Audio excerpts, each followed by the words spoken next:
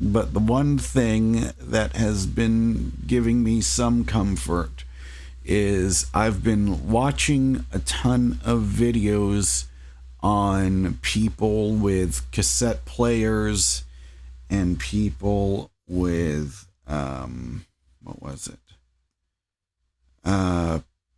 Cassette players, looking at people's CD collections, watching reviews on both on just separate Walkman and cassette players.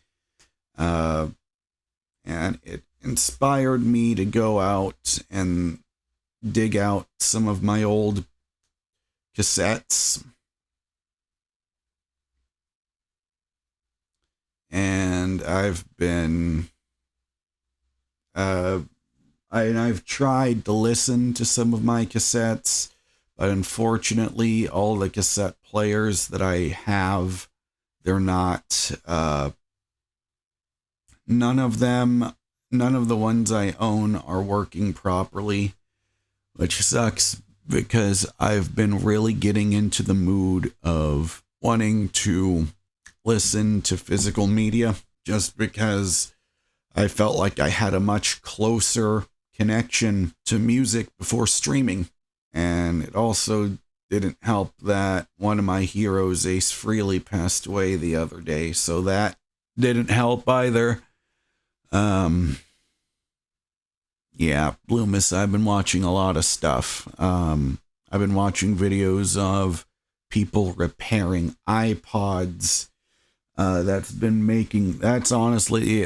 been making me want to just buy an old iPod, restore it, and it's been making me want to find an older version of iTunes and have that on. Yeah, Jonathan, that's the unfortunate thing about being an adult and growing older, is that all the legends start dying. That's just the nature of life, but I'm just happy that I was able to appreciate Ace when he was still alive.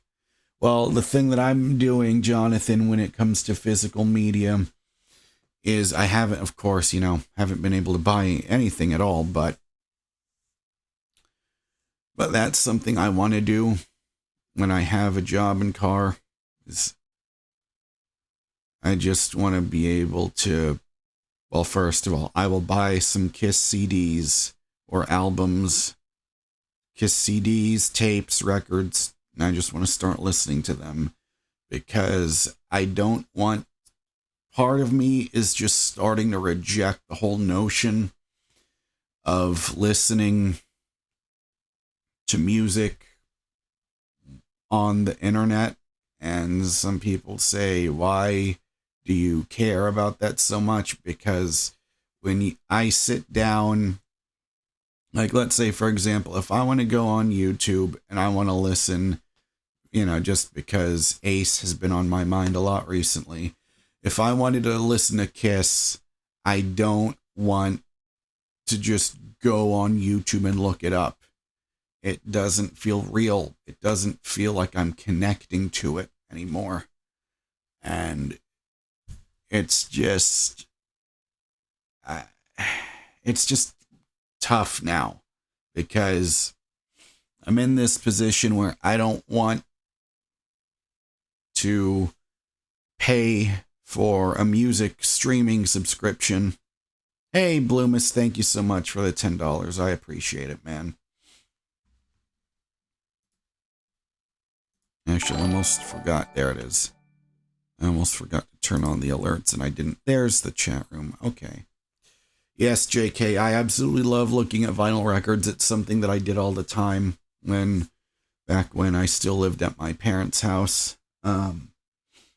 Now I've got them with me, not all of them. I've got most of them, or I should say I've got a good chunk of them with me, but when it comes to living in this tiny mobile home, I've got no space. I have my dad's record player, I've got his albums, and I can't listen to it. you've been going through a free trial with Apple Music and preferring the sound quality on it so far. I just have been seeing a lot of stories lately about Spotify seeing like how little the artists get paid and how they will force artists on you even though you put something in shuffle mode. They'll still play certain artists, like they're trying to push agendas to get you to listen to certain people, and I'm just, I don't want to deal with that anymore. I want to go back to my CDs. I want to go back to cassettes, and I'm tired of algorithms, because I honestly feel like algorithms have been destroyed. Well, it goes deeper than music, but I feel like algorithms have completely ruined the way society listens to music, and I just want to go back to the way things were back when, even when I was using iTunes, it felt like every single song that I would purchase with that $15 iTunes gift card, I would listen to those songs on the school bus over and over again. And that's how I became a giant fan of Kiss and Led Zeppelin and Van Halen, and insert every other name from before, insert every band from before the year 2000 here. That's how I would listen to everything. Is I would listen to CDs, or I would listen to my iPod, and it's really making me wish that my iPod Nano didn't get lost. When I became homeless, because those years ago, because man, I'm starting to really miss it now.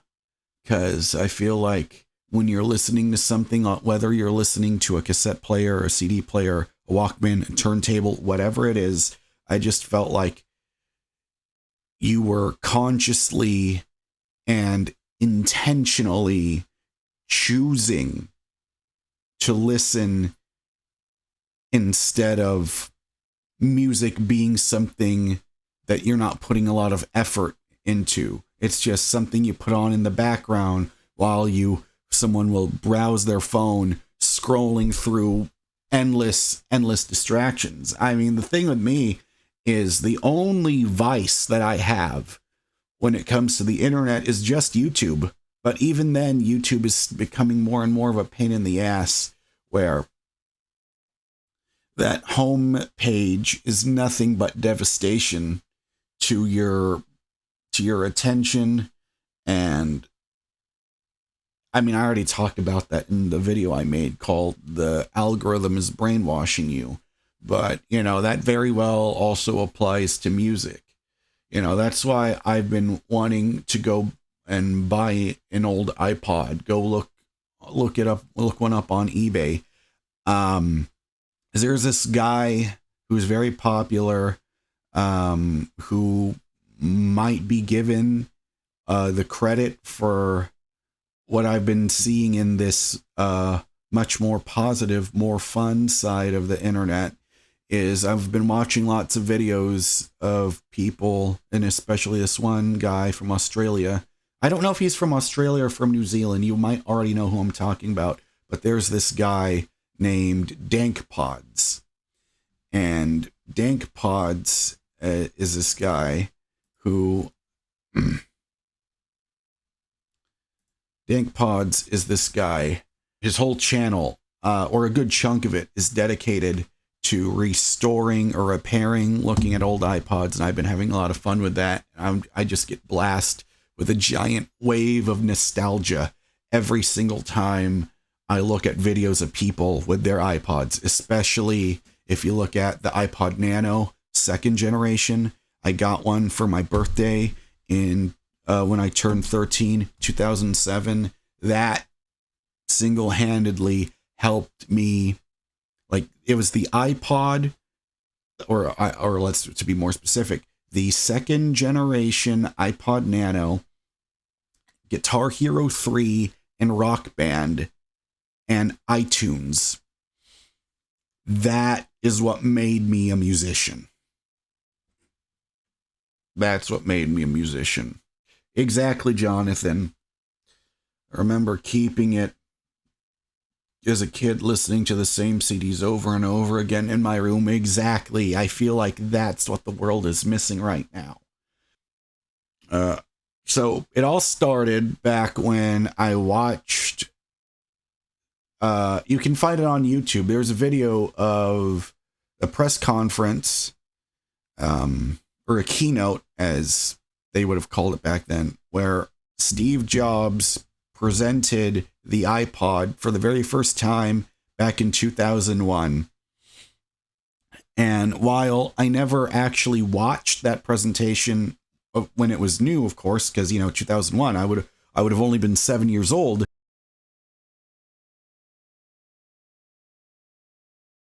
But I was getting goosebumps all over because it was just flooding back all the memories of using an iPod. And I didn't even know back then that they were all text. Like, it didn't have a color screen. Because the first one I had was the second generation Nano. That was the only one that I used. And I remember plugging that thing in and just being blown away that, wow, I don't have to bring a CD player anymore. And I remember, 2007, my birthday, May 15, 2007, there was this bag in the house, and I remember my dad, like, as soon as I saw, it was an iPod Nano in silver. I remember my dad telling me, that definitely kicks the shit out of the CD player, huh? And I remember being so happy. But I remember for a while, I didn't put any music. I haven't put any music on it. But I remember one of my, I don't know where this guy is doing anymore at all, but I remember he was in my class in 2007. His name was Ricardo. I remember inviting him and Keanu, who, of course, if you've been watching the channel a long time, you guys will know my best friend Keanu, who has been my best friend now for, I want to say he's been my best friend for 26 years now. But anyways, I remember Ricardo from, when was it? Was it 7th grade or was it 8th grade? No, 6th grade. It was 6th grade.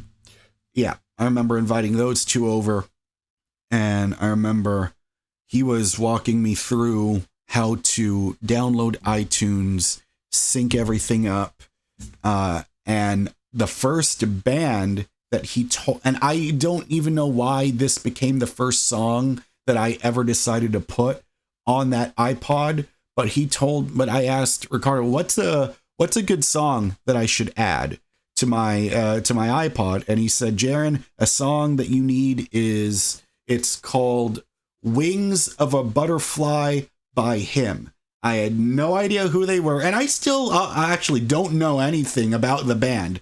I think they're from Europe or something, but I remember enjoying that song, and I also remember, what else did I spend with that iTunes gift card? Because, man, there is something so exciting about paying $15 on those iTunes gift cards. That was pure joy. I miss those days. So what have we learned today? Buy some CDs and put those CDs on an iPod, or get some cassette tapes and hopefully find a better quality used one from the 80s and 90s instead of this junk, and just enjoy music. No distractions. No notifications to bother you. It's just you and the music. That's what matters most.